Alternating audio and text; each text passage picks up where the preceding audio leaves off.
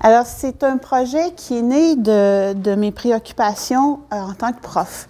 J'enseigne dans une école de gestion. Le cours Santé Sécurité au travail, c'est un cours obligatoire au bac, au premier cycle. Et on s'est rendu compte que les étudiants, ils arrivaient en classe, ils n'avaient pas fait de biologie depuis le cégep, alors ils étaient comme un peu énervés par le contenu. C'est un contenu très différent. Mais en même temps, ça les passionnait. Et je me suis rendu compte que, malheureusement, ils faisaient de la gestion de la santé et sécurité au travail quelque chose d'à part. Comme on gère la rémunération, comme on gère les ressources humaines.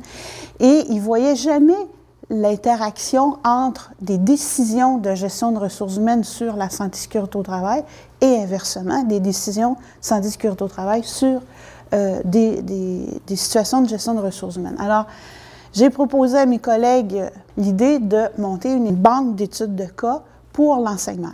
C'est un projet, originellement un projet pédagogique qui, tout à coup, s'est transformé en projet de recherche parce qu'il y a eu des choses super intéressantes qui ont ressorti de ce travail-là. Donc, on n'avait pas de critères d'inclusion d'entreprise. Ça pouvait être toutes des entreprises, des grandes, des petites, des publiques, des privés, syndiqués, pas syndiqués. On n'avait pas de préférence pour constituer la banque de cas. On en voulait 10, heureusement, on en a eu 11. Mais, fait étonnant, tous les cas étaient des cas non résolus. Alors, ils nous ont tous dit, si vous êtes capable de nous aider à résoudre ça, on est bien contents. Alors, ils nous ont présenté leur matériel. Donc, en général, ce sont des entreprises de Montréal ou de sa périphérie. On en a du secteur privé et public. Donc, les entretiens, il y avait un premier entretien qui durait à peu près 1 heure, 1 heure et demie. Et dans certains cas, c'était avec le directeur des ressources humaines. Dans certains cas, avec le répondant de santé et sécurité au travail. Mais très souvent, c'était avec les deux personnes. Alors, on a eu une richesse d'informations absolument extraordinaire. De l'information qui a été complétée dans certains cas par des organigrammes, des plans d'évaluation, par exemple ergonomiques, des conventions collectives, toutes sortes de matériel. Donc, on se voulait rigoureuse, avec une grille d'entrevue, des thèmes d'entrevue, avec une analyse de discours par thématique. On faisait une validation avec des experts, ensuite on élaborait. L'émergence des problèmes sociétaux, ça on ne l'avait pas vu venir du tout, mais toutes les entreprises ont parlé, elles disaient, bien, écoutez, là, il y a tel problème de pénurie dans notre secteur de production, puis on le voit. Il y a tel problème de pauvreté dans la communauté, ça se transpose dans notre entreprise. Donc, on s'est retrouvé avec un thème qu'on n'avait pas du tout prévu à notre analyse. On avait prévu, comme je disais, faire une analyse par thématique, puis on s'est rendu compte que non, il fallait parler des causes et des contextes. On avait aussi prévu qu'on prenait l'histoire ou le matériel comme il nous arrivait, puis on s'est rendu compte qu'il fallait qu'on ait un narrateur du cas. Il fallait comme personnaliser cette histoire-là aux yeux d'un personnage dans l'événement, et on a choisi, compte tenu que notre public, ce sont des étudiants en gestion, on a souvent pris un des directeurs, un des gestionnaires, mêlés à l'histoire pour transformer ou rédiger les cas. On avait des objectifs pédagogiques généraux, puis on s'est rendu compte que c'était pas gérable sur l'ensemble de nos cas parce que c'était vraiment trop. Donc, on a dû modifier notre approche de définition des objectifs cas par cas et les rendre complémentaires. On s'est rendu compte que pour les étudiants, on partait de situations tellement pour eux autres hors du commun, hors de leur expérience, qu'on a dû développer une méthode qui se basait sur la résilience organisationnelle. Et on avait travaillé aussi sur la question de la validation, donc on a développé des outils pour ça. Les cas sont dans les secteurs de l'alimentaire, de l'emploi, de l'éducation, du secteur manufacturier, il y a toutes sortes d'affaires. Je vais vous présenter aussi la validation qu'on a faite en 2 temps. La première validation au premier cycle et la deuxième validation au deuxième cycle. Et je vais vous présenter aussi le matériel pédagogique qu'on a développé à la suite de ce projet-là pour faire en sorte qu'on maximise les apprentissages avec ces cas. Donc, on a regardé sommairement pour voir si nos entreprises étaient restées dans le commun de ce qu'on connaît en termes de problématiques de santé et sécurité au travail. Alors oui, on est dans les problématiques qui nous ont les plus fréquemment été nommées, c'est les maux de dos, les TMS, les brûlures, les chutes, les problèmes de santé mentale et un cas de problèmes respiratoires. Et les problèmes étaient associés à l'organisation du travail, du management, les équipements de protection individuelle et la surcharge physiques ou psychologiques. Les problèmes de GRH, c'était les problèmes de rétention de main-d'œuvre, recrutement, relations conflictuelles entre les travailleurs et les gestionnaires, l'absentéisme, le taux de roulement, les conciliations de travail, famille, vie privée. Donc, on n'est pas dans quelque chose d'extraordinaire. On est dans le commun de ce qu'on connaît dans les deux champs disciplinaires.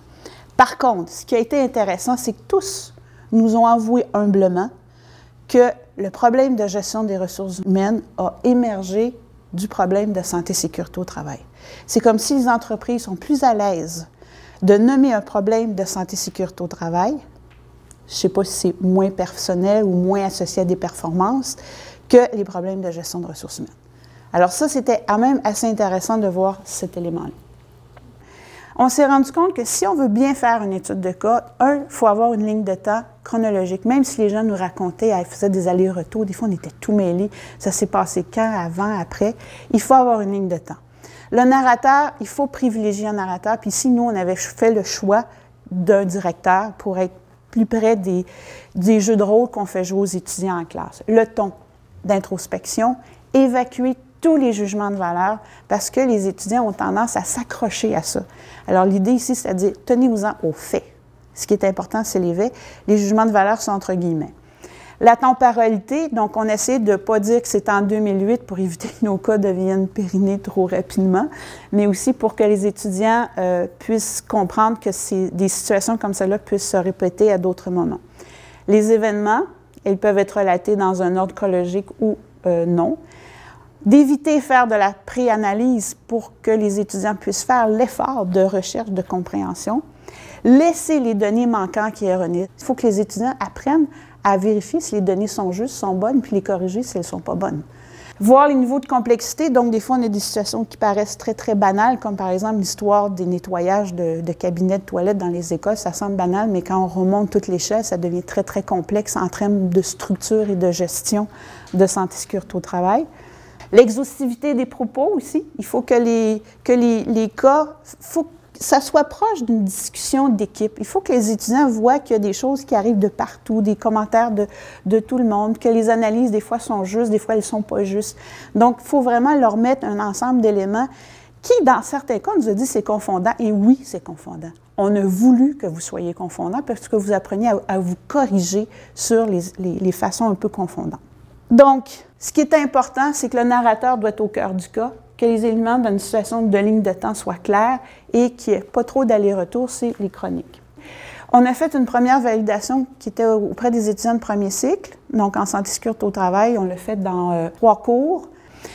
Donc, on s'est rendu compte que l'élément pédagogique centré sur l'interaction, c'était vraiment quelque chose de très important pour les étudiants qui sont des étudiants en gestion. Là, tout à coup, ils voyaient que si on décide en santé et sécurité telle chose, par exemple, de compresser un horaire sur 4 jours pour pouvoir engager des gens, des travailleurs de Montréal par des agences, ça ne faisait pas de sens au bout du compte, que tout le monde était perdant. Donc, ici, ils ont pu voir l'enchevêtrement des décisions qui sont prises. Ils se sont rendus compte que c'était difficile de développer une capacité de synthèse, une analyse critique dans un cas pour lequel il manque des choses, pour des éléments qui ne sont pas toujours justes, et qui doit faire une recherche pour bonifier. Ce qu'on nous disait, c'est que l'animation doit être très explicite. Il doit y avoir des questions très explicites sur les phénomènes d'interaction pour ne pas retomber dans le piège de toujours mettre la santé et sécurité au travail comme une dimension indépendante des autres dimensions de gestion. Les étudiants du 2e cycle, j'avais un groupe de 15 étudiants. La classe était divisée en équipes de 2 personnes. Chaque équipe avait un cas à faire aux 2 semaines. Tous devaient lire les cas et une équipe faisait l'analyse plus approfondie. Et là, je leur ai imposé l'argumentaire paritaire. Donc, chacun devait porter soit un chapeau de travailleur, soit un chapeau de gestionnaire. Et là, on faisait l'approche paritaire. Et ça a été... Les étudiants ont trouvé ça très exigeant en termes de lecture, de documentation. Ils ont trouvé ça très satisfaisant. Donc, ça, c'est un élément qu'on a développé pour aider les étudiants à faire les analyses correctement, donc qu'ils soient capables de voir les éléments de contexte, d'événements, d'impact, d'analyse et les solutions en termes macro et micro. On a aussi développé la question de la résilience organisationnelle, comme la quête de l'équilibre entre les problèmes de santé sécurité au travail et GRH et des solutions, on s'est rendu compte qu'il fallait vraiment miser sur la résilience organisationnelle. Donc, on reprenait les événements déclencheurs ou accélérateurs qui s'étaient présentés dans les cas. Puis on les situait à dire, oui, mais c'est quoi la menace? Pourquoi ils ont bougé? Sur quelles menaces qu'ils ont été obligés de faire un effort? Parce que la négligence est facile dans des situations, surtout si les problèmes sont mineurs. Et on a regardé aussi quel genre d'approche qu'ils ont développé. On a aussi développé une façon d'essayer d'articuler et d'illustrer les interactions à la fois des problèmes de santé sécurité au travail et de GRH. Ici, je vous en ai donné un exemple où on parlait de croissance rapide, pénurie de main-d'œuvre et qu'est-ce que cela avait comme impact. Donc, on a fait aussi l'analyse contrastée des cas. Parce que les étudiants, quand ils faisaient juste cas par cas, il y avait comme une espèce de petite bulle. Alors, je les ai obligés à faire des parallèles entre les cas. Et à partir de ça, l'éclairage s'est fait beaucoup plus rapidement. Donc, j'ai commencé à faire de l'analyse contrastée par problème, soit de santé sécurité au travail ou de problème de GRH, ou par secteur d'activité, ou en termes de structure ou d'événements. On avait fait une analyse contrastée sur des entreprises qui ont des multisites. Comment on gère des situations, comment émergent les problèmes de santé sécurité au travail de GRH dans des situations multisites. Donc, les problèmes sociétaux, c'est d'abord les problèmes de pénurie de main-d'œuvre et toutes les entourloupettes que les entreprises vont faire pour essayer de combler ça à court terme, mais qui a des conséquences de santé sécurité au travail, le vieillissement de la main-d'œuvre et la pauvreté. Donc, comme je vous dis, la quête de l'équilibre entre l'interaction entre les deux est un élément important qui allume les étudiants, les futurs gestionnaires. Sans ça, je pense qu'on est comme un petit peu à côté. On va toujours avoir de la santé sécurité au travail à part comme les autres fonctions de gestion dans une entreprise. Circonscrire les événements, les menaces, les valeurs de l'erreur, ça parle beaucoup à des futurs gestionnaires. Et quand on l'inscrit dans une dynamique d'interaction santé-sécurité au travail, ils sont tout à coup allumés et ils comprennent la notion de menace, comment un problème de santé-sécurité au travail peut devenir une menace à l'entreprise et l'inverse.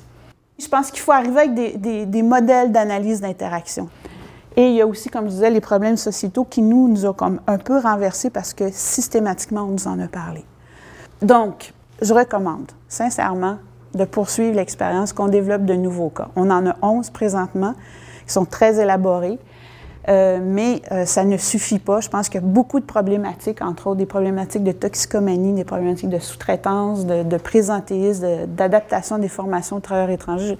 On peut en nommer là, des tonnes et mes étudiants me sont arrivés en maintes occasions en disant « mais l'entreprise pour qui je travaille serait d'accord à vous présenter un cas. » Okay? Donc, je pense que les gestionnaires sont volontaires à dire « si vous êtes capable de créer une relève qui est capable de gérer ça, on est prêt à contribuer. » Je pense qu'on a une belle opportunité de poursuivre. On devrait peut-être aussi, par la même occasion, essayer de continuer à travailler sur la question de résilience organisationnelle. Est-ce que c'est le cadre conceptuel qui est le plus approprié pour les étudiants pour comprendre ces phénomènes-là d'interaction? Je pense que oui. Et je pense qu'il se saisit mieux quand on veut bâtir une culture de santé et sécurité au travail. Donc ici, je pense qu'on a la preuve que les choses peuvent s'articuler, peuvent se réaliser dans ce mode d'articulation-là. Voilà, je m'arrête.